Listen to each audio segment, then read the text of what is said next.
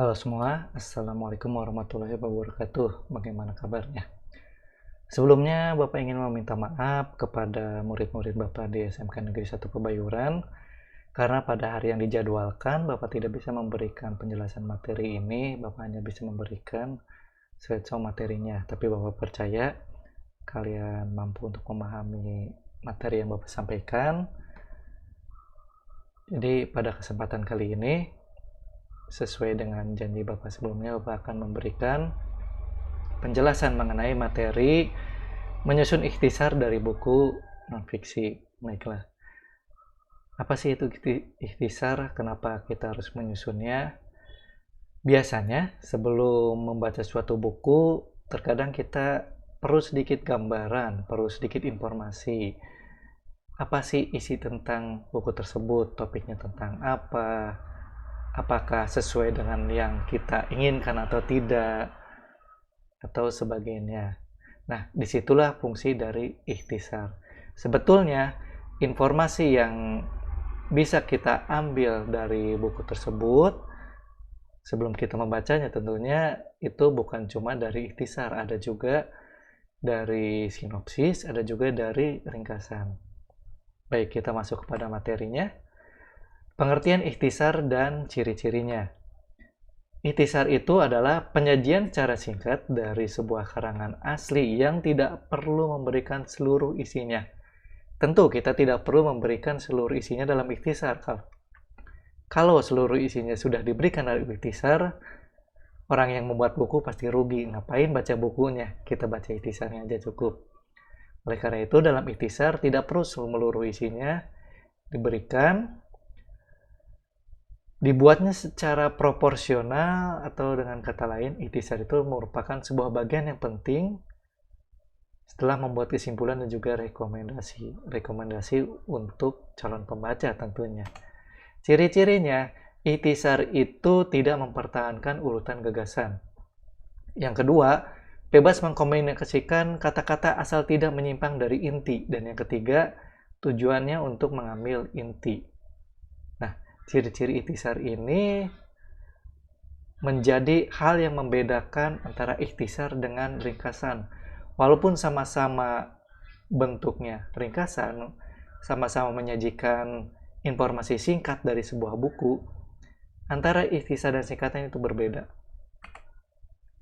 Sebelum mempelajari perbedaan tersebut, kita pelajari lebih dahulu apa sih ikhtisar, apa sih sinopsis, dan apa itu ringkasan. Bapak sebelumnya mohon maaf kalau dalam penjelasan ini banyak suara-suara yang mengganggu di luar sana. Baiklah, ikhtisar, sinopsis, dan ringkasan. Pada dasarnya, ketiga hal tersebut sama-sama bertujuan untuk meningkatkan minat baca terhadap suatu buku. Jadi, ikhtisar, sinopsis, dan ringkasan itu sama-sama memberikan informasi singkat tentang buku yang akan kalian baca. Yang pertama, ikhtisar. Ikhtisar itu dibuat dalam butir-butir penting yang tidak berurutan. Nah, ini hal yang menjadi poin penting pembeda antara ikhtisar dengan ringkasan. Tidak berurutan dan menggunakan bahasa yang diinginkan oleh penulisnya atau kalian sendiri sebagai pembuat ikhtisar. Lalu yang kedua, sinopsis. Sinopsis itu merupakan karangan ilmiah berupa rangkuman yang biasanya diterbitkan bersama-sama dengan karangan aslinya atau dibuatnya bersamaan dengan pengarangnya atau berdasarkan persetujuan pengarangnya. Sedangkan ringkasan itu penyajian singkat suatu karangan dengan memperhatikan bentuk aslinya. Di sini bisa kalian lihat pada ikhtisar tidak berurutan, tetapi pada ringkasan memperhatikan bentuk aslinya.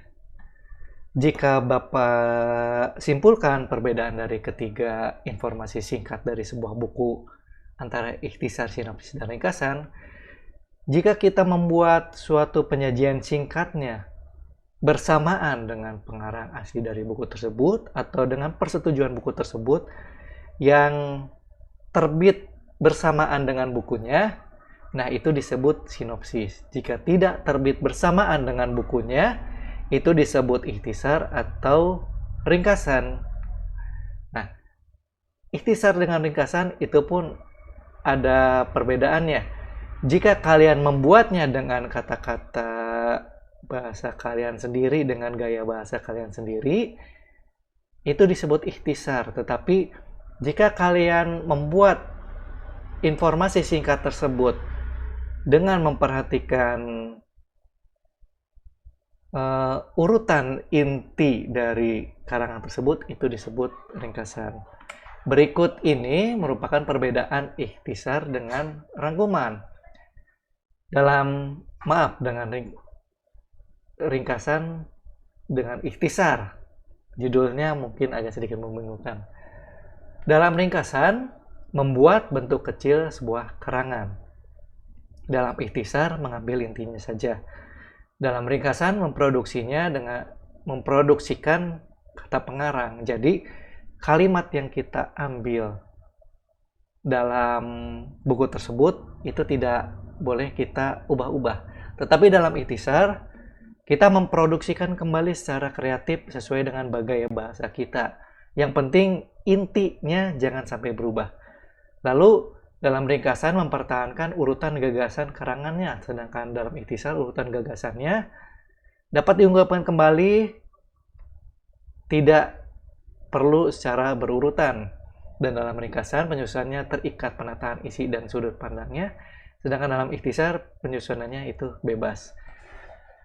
Baiklah, mungkin kalian perlu gambaran apa sih yang dimaksud dengan bentuk kecil karangan, memproduksikan kata pengarang, dan harus memperhatikan urutan. Begini, mungkin kalian ada yang sudah tahu, pada saat kalian diminta untuk membuat ringkasan sebuah materi atau ringkasan sebuah cerita, pasti hal pertama yang kalian lakukan adalah kalian lihat inti paragrafnya.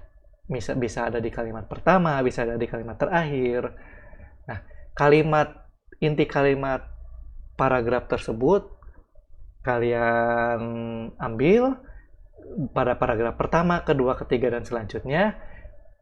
Barulah pada saat membuat ringkasan, inti-inti paragraf tersebut kalian susun menjadi sebuah paragraf baru yang membuat ringkasan tersebut menjadi sebuah karangan yang kecil atau sebuah materi yang kecil, yang lebih ringkas. Tetapi urutan pada paragraf pertama, kedua, ketiga, dan keempat tersebut tidak boleh kalian acak. Nah, itulah yang disebut dengan ringkasan. Berbeda dengan ikhtisar. Pada ikhtisar itu, urutan pada paragraf pertama, kedua, ketiga, dan keempat itu bisa kalian kreasikan sesuai dengan gaya bahasa kalian. Juga kalian tidak perlu dituntut untuk menggunakan kalimat yang sama seperti dengan karangannya. Asalkan intinya itu tetap sama. Jadi kalimatnya itu bisa berbeda, tetapi intinya itu harus sama. Begitu. Dan juga dalam ikhtisar tidak perlu kalian mengambil inti paragraf. Kalian bisa juga cukup dengan mengambil kata kunci dalam paragraf tersebut. Itulah perbedaannya antara ikhtisar dengan rangkuman. Ikhtisar lebih bebas, rangkuman lebih terikat dengan aturan-aturannya. Oke, di sini Bapak ingin memberikan mengenai langkah-langkah untuk menulis ikhtisar. Yang pertama itu, bacalah karya yang aslinya, bacalah bukunya untuk mengetahui bahasa dari karya tersebut. Itu sudah pasti. Bagaimana mungkin kalian ingin membuat sebuah informasi singkat dari buku kalau kalian tidak membaca bukunya? Bagaimana mungkin kalian ingin membuat ikhtisar, atau bagaimana mungkin kalian tahu isi buku tersebut kalau kalian tidak membacanya? Kalian harus membaca buku tersebut terlebih dahulu. Kemudian langkah yang kedua, yaitu catatlah gagasan utamanya dalam buku tersebut. Kalian mencatat ini supaya kalian tidak lupa terhadap gagasan utama atau kata kunci yang kalian temukan. Misalkan kalian buka buku, membaca buku, oh ternyata pada halaman kedua kalian menemukan inti ceritanya tentang A, misalkan seperti itu, atau kata kuncinya itu X. Kalian catat hal-hal tersebut. Kemudian kalian susun kerangka tulisannya berdasarkan gagasan utama yang telah kalian temukan. Barulah kalian tulis ikhtisarnya. Terkadang pada saat kalian menyusun sebuah ikhtisar tersebut dari catatan-catatan gagasan utama atau kata kunci yang kalian tulis, kalian perlu buka kembali buku yang kalian baca. Tujuannya apa? Tujuannya agar inti yang ingin kita sampaikan itu tidak melenceng atau tidak berubah. Karena dalam ikhtisar itu kan kalian bebas untuk mengkreasikan atau membuat ulang kalimatnya sesuai dengan gaya bahasa kalian sendiri. Begitu. Jangan sampai kalian bebas memproduksi ulang kalimatnya, tetapi intinya pun berubah. Jangan sampai seperti itu. Dan yang terakhir, kita perlu memeriksa ikhtisar yang kita buat, koreksi kesalahan penulisannya, koreksi susunan kalimatnya, agar pembaca ikhtisar yang membaca ikhtisar kalian tersebut lebih mudah memahami, lebih mudah menerima apa yang kalian sampaikan. Baiklah, di sini ada teknik untuk menulis ikhtisar. Yang pertama, saat kalian menemukan kalimat menjadi gagasan utama, tadi disampaikan kalian bisa mencatat di buku tulis atau buku catatan kalian. Juga kalian bisa memberikan tanda di kalian garis bawahi, atau kalian berikan kata kuncinya ditulis coretannya. Ini kata kuncinya tentang apa. Dan juga jangan sampai lupa kalian beri tanda pada halaman tersebut. Bisa kalian lipat, bisa kalian berikan penanda yang lain. Jangan sampai kalian pada saat menyusun sebuah ikhtisar, kalian ingin lihat kembali intinya sudah berubah apa belum, kalian mencari dari awal. Nah, ini ada di mana ya? Jangan sampai seperti itu. Kalau sudah ditandai, pasti akan lebih mudah. Kalian, inti atau kata kunci yang kita ambil di sini ternyata ada di halaman ini atau ada di halaman ini. Selanjutnya, tulisan ikhtisar itu biasanya padat dan mengandung pokok pikiran suatu karya. Oleh karenanya, kita tidak boleh memasukkan opini kita sendiri ke dalamnya. Ikhtisar itu bersifat ringkas dan menyatakan isi karya apa adanya. Kalian boleh merubah susunan kalimatnya, memproduksi kembali kalimatnya, tetapi tadi Bapak sampaikan intinya tidak boleh berubah. Kenapa tidak boleh berubah? Karena isi karyanya itu harus disampaikan dengan apa adanya, begitu. Biarkan pembaca ikhtisar kita yang menilai sendiri dari informasi yang kita sampaikan. Ini merupakan suatu bentuk memberikan rasa penasaran kepada calon pembaca dari sebuah ikhtisar tersebut. Dari materi yang Bapak sampaikan, bisa Bapak simpulkan bahwa menulis ikhtisar itu mirip-mirip dengan membuat review atau ulasan sebuah buku. Jadi kalian membaca buku tersebut, kalian fokus kepada isinya saja, informasi dalam buku tersebut. Tapi jika di review itu atau ulasan, kalian menyampaikan kelebihan dan kekurangan. Tetapi dalam ikhtisar itu kalian cukup menyampaikan penyajian singkat, informasi singkat tentang isi buku tersebut seperti apa, begitu. Jangan sampai kalian sampaikan informasi pentingnya atau informasi keseluruhannya. Cukup kalian berikan informasi singkatnya dengan tujuan supaya pembacanya itu tertarik untuk membaca buku yang kalian baca, begitu. Ini merupakan contoh dari ikhtisar. Judulnya Hiroshima Ketika Bom Dijatuhkan, karya John Hersey. Bisa kalian lihat, dari buku yang tebalnya 160 halaman, ikhtisarnya hanya satu paragraf saja. Tetapi untuk bisa membuat satu paragraf tersebut, kalian harus membaca 160 halaman ini, begitu. Kemudian, nah ini untuk sinopsis. Tadi Bapak sampaikan sinopsis itu merupakan sebuah karya ilmiah, sebuah informasi singkat yang diterbitkan bersamaan dengan bukunya.